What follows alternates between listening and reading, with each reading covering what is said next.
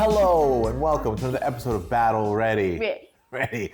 Where today we thought we'd talk about one of the hobby's oft-quoted maxims. Yes, the phrases.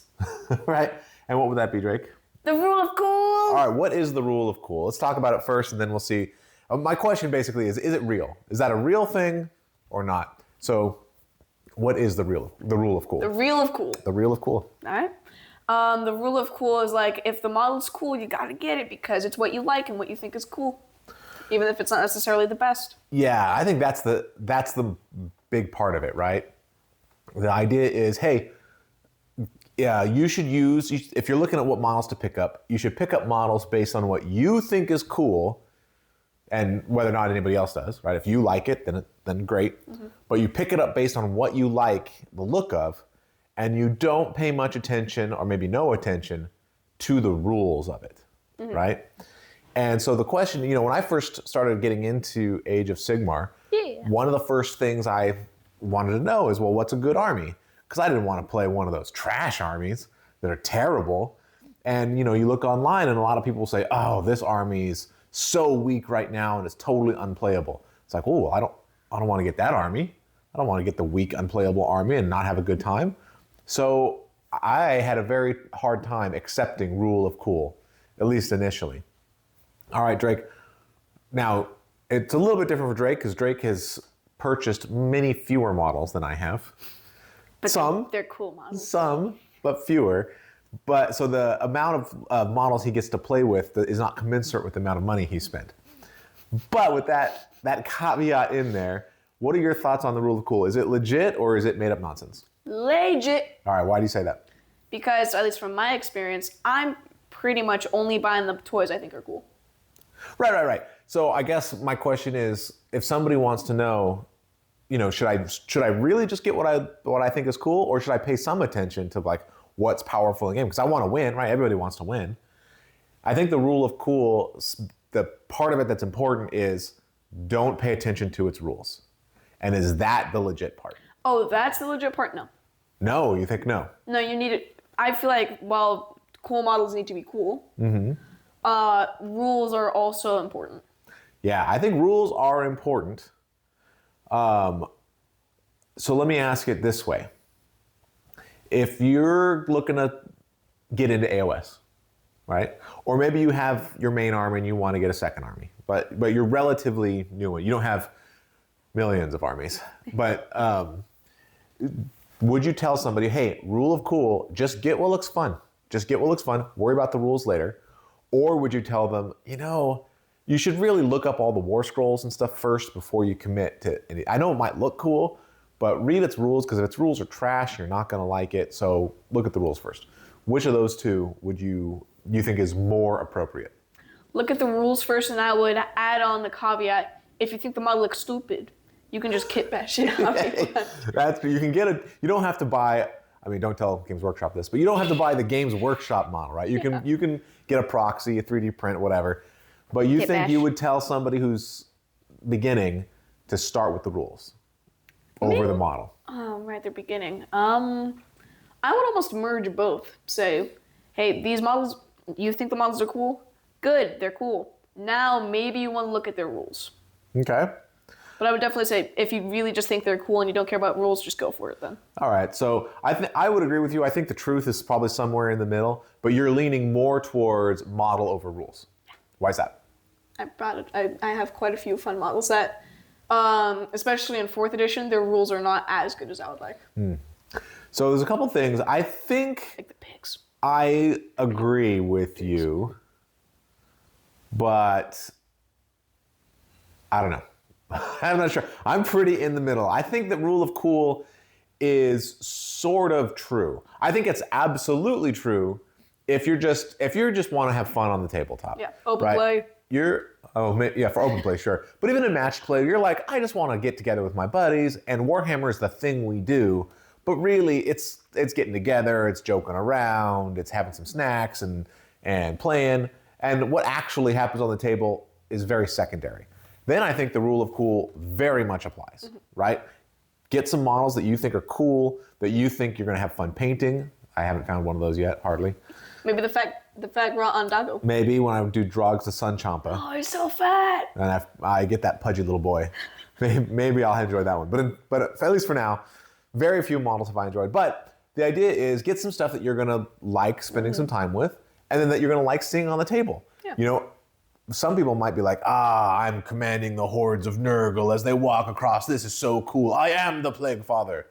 And then some people might look at that and think, those guys are so dumb. I don't even want to deal with those. But some other army might excite them, right? So do that. I also think that if you're looking at what army to pick, as opposed to individual models, I think if you're looking at what army to pick, Strongcast. I think the rule of cool, I would be more on the rule of cool side. I think if you think Cruel Boys look awesome, They do. get into it. Get into it. And the reason I say that is because I think every army is fairly well balanced in a normal setting. Like if you're going to a tournament and there's a bunch of skew lists and people are gonna, grind every piece. These were my 80 clan watch with 3 claw lords and 2 plague every guys. piece of efficiency out of it. Then Every millimeter counts. Yeah, in that case, there might be some armies that perform a little bit better, where their rules are just a little bit more cohesive. And a great example of that is actually the Cruel Boys, because they have really good abilities, Slot machine boys. but it's always on a die roll. It's on a random die roll. So you go to a tournament, some of those die rolls are going to go your way, and you're feeling like you're the man.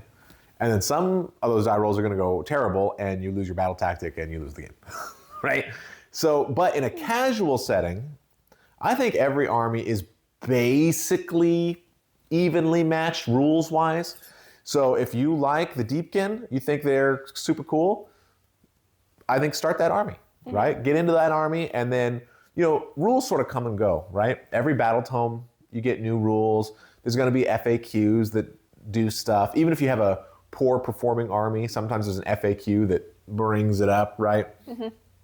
So I think that because rules come and go, when it's talking about models, rule of cool really does sort of apply, I think. You want to start armies that are interesting to you, because you're not going to be playing them not only on the tabletop, but you're going to be sitting in your little painting chair staring at them, so you don't want to stare at something you think is ugly. But I think the calculus changes a little bit when you're looking at units within an army. And I think the reason is most armies have a pretty cohesive look, right? Yeah. Like brutes are different than brute ragers, are different than Ardboys.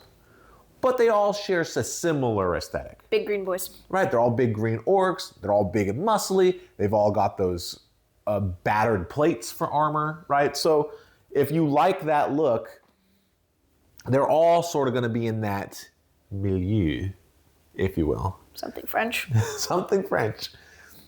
So I don't know that it's as important, but I do feel like, especially if you're buying the models, and especially if you're buying them from Games Workshop at Games Workshop prices, I think there's lots of times when I think a model is really cool, but I'll just double check and look up their war scroll really quick. And if that war scroll sucks, Goodbye, buddy. or if it plays into a playstyle that I don't personally enjoy, then I'm like, oh, you know what? I think this model is cool, but I don't really want to field it. Hopefully not the Doomdiver catapult.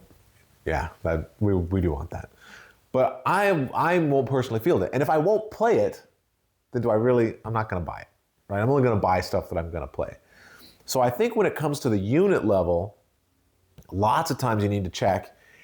But even then, most of the time, I would say like 75% of the time at least, every unit is going to have some kind of use that you can put it to. So if you really like something, you're like, oh, hands down, all I know is I want to play Blob Rotspawn. I think that model's amazing. Whatever I do, whatever army I create, it's going to have him. Well, you'll be able to figure out a way to use him. He's going to be okay. He's going to cast some spells. He's going to barf up some puke at people. No. He'll be fine.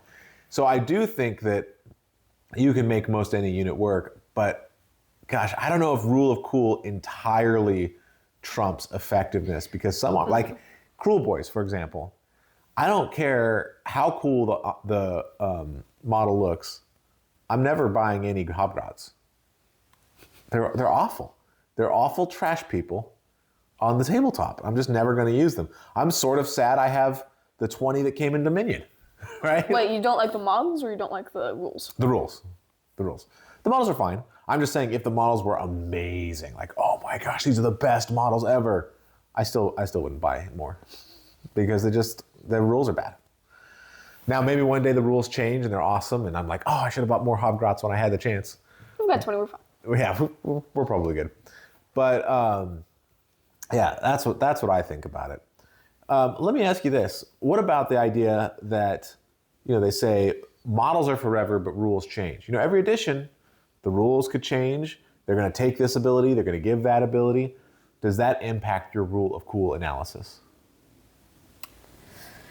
I would say maybe, because if you were like a Bone Splitters or Beasts player, it did impact your rule of cool. You're gone. You are gone. That is To true. the old world with you. That is true. That is a bummer for those players.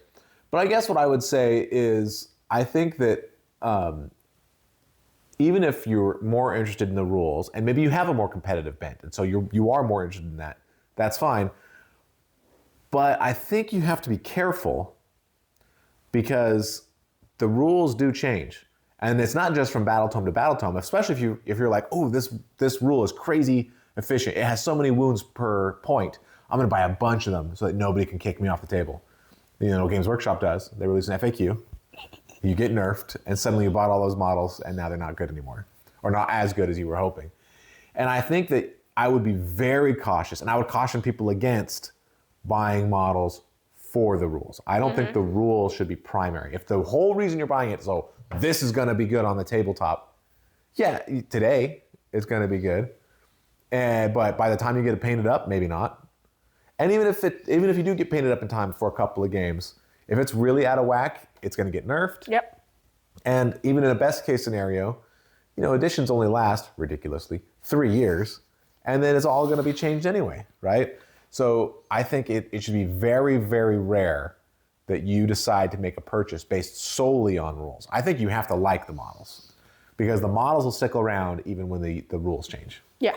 Yeah. As far as other rule of cool goes, for somebody that's just getting in and they're like, well, I read online that Cruel Boys are really low in the tournament and they're basically a trash army, so I'm not going to get them, even though I think the models are cool.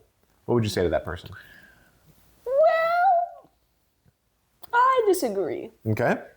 I've fielded Cruel Boys several times, and I think even though they're a slot machine army, the rules they have innately can still sort of help them come back. And the Scare Gob or Bog Totem. Scare Gob. Okay. Yeah. I still don't know. Is so good for helping you with that rule. Yeah. I would say they do have a good YOLO it. terrain piece now, for sure. I guess what I would tell people is, look, if you're going to be a hardcore tournament player where Every milli-inch. you're following the meta and you're getting to every tournament and everything, then yeah, maybe Cruel Boys are not for you, at least currently. But for most people, even for people that go to tournaments, but they're more like, they go to a tournament because that guarantees them 5 games of Warhammer, not because they're trying to bring home a trophy. They're just like, ooh, You get to play games. I get to play 5. If I sign up for this, I get at least 5 games. I'll win some, I'll lose some, it'll be great. I get to play my toys. Exactly. Anybody in that situation, like I said, I think the armies are pretty well balanced. And so something that's trash, and by the way, something that's trash at a tournament still wins like 45%, 40%, something like that. So they're still winning a good chunk of games, even against those other big tournament lists. So I feel like if you're playing like normal, casual Warhammer, I wouldn't look to what people say is trash online, because what's trash in a very particular meta might be really good at your local game store. With Garage. Or in the garage with your friends, right? It's like, oh, this is actually a super powerful unit. Yeah, at the tournaments, everyone's crushing it, but not at my table. At my table, it's pretty awesome. Yes. So, yeah, I do think there's something to Rule of Cool. I think it overstates it a little bit. I think, particularly with units, you do need to look at the rules to make sure you're not buying something that you're ultimately not going to use. But I do think Rule of Cool is mostly right. We should change it to Rule of Mostly Cool, but also sometimes rules. It's not quite as catchy, though, that one. I think we need to work on... No, we can acronym it. Oh, okay. Rule of Mostly Cool. ROMC. but also rules. B-A-R. Romkabar. Yeah. I still don't think that's very good. Follow Romkabar, everybody. Yeah. I don't know about Romkabar. But yeah, I do think rule of cool is real. I think that it overstates the case slightly, but for anybody that's new, getting into the hobby, wants to know where to start, really where to start is pick the army that looks the coolest to you, right? Pick the army that is aesthetically very pleasing to you. And you know, like I said, it's not entirely rule of cool, because you might also want to look and say, all right, I think I want to play an army that's really melee focused and punch you in the face, and I love the way that Caradron look. It's like, well, okay. Kit Bash Iron Jaws with Caradron heads. Yeah, there you go. You can just get the base sizes. So maybe you could do something like that. But for most people, you're going to say, well, that look is really cool, but that play style is not going to support what you want to do. Kit Bash, Kit Bash. And then, but hey, if you want a kit bashing project, that is one. Yeah, Kit Bash is the answer to Rock'em-Bar, whatever we said the acronym was. Romkabar? Romkabar. Romkabar. I already forgot our Romkabar. That'll be here forever. Any final thoughts on the rule of cool? No, I think we covered pretty much everything with Romkabar. All right. Let us know what you think in the comments below. What do you think of the rule of cool? Is that something you follow, or do you think it overstates things and rules are just as or even more important? And although I hate to say it, what do you think of Romkabar? All right, this has been another episode of Battle Ready. Thanks so much for watching.